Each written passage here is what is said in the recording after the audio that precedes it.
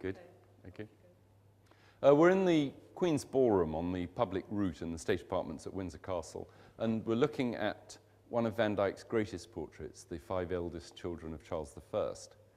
Royal portraiture in general is intended for a public audience and tends therefore to stress the status and authority of the sitter.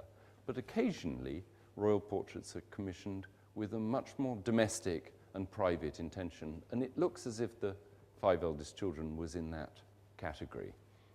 The central figure, Charles, Prince of Wales, subsequently Charles II, certainly looks as if he's attempting to stare manfully at the camera, as it were, or at the artist, the 17th century equivalent, in a way that suggests the authority of a future king. And there may even be intended to, a slight echo of the pose of Henry VIII in the famous mural painted by Holbein in Whitehall Palace, the place where this painting by Van Dyck originally hung. So a kind of echo between a past and a future king.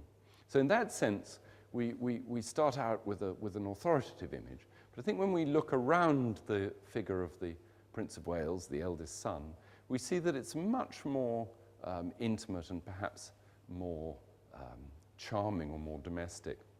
And there are 2 ways in which this is shown. The first is the simple matter of viewpoint. Most public portraits of authority create the effect of a viewpoint from below the sitter, so that we, the subject, or the viewer, are looking up at the sitter. But in this case, if you look at the surface of the table on the right-hand side, you see that the viewpoint is slightly higher than that table, which means that it is on an eye level, or even maybe possibly slightly above the level of the principal figure, the Prince of Wales, Charles II. In other words, we are not looking up at the prince, we are looking straight at him, which I think implies that our view is not that of the public, but that of the parent, King Charles I, Queen Henrietta Maria, looking at their children. So it's a sort of intimate relation between viewer and sitter, of a type that you see a few years later. This is painted in 1637. In 1657, Velázquez paints exactly the same relationship in his famous Las Meninas.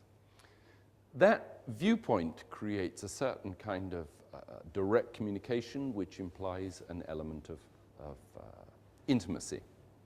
Other features which play along with this is the way in which the younger children are disposed around the central figure of Charles II.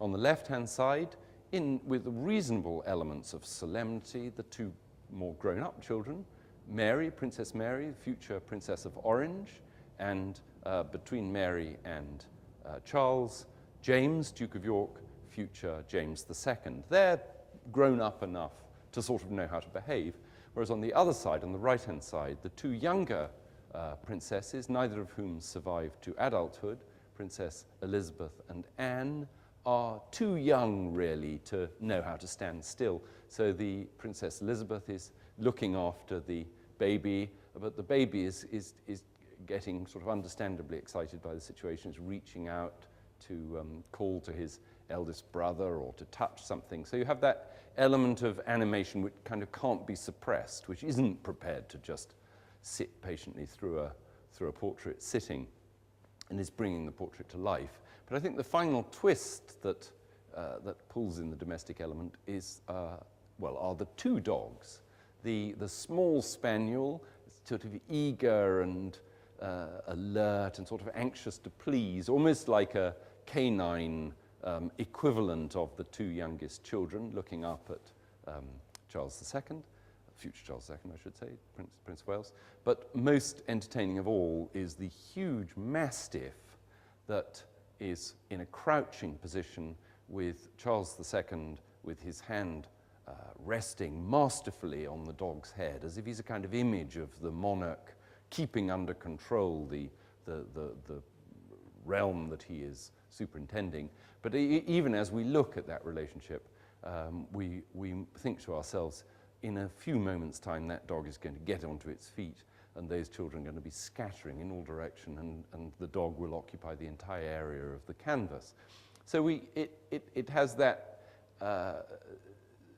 sort of play that a lot of later portraits of children makes much of, that children are anxious to adopt the solemn positions and are anxious to play act the roles of adult life, but there is always something which will undermine that play acting and remind you that they are just children.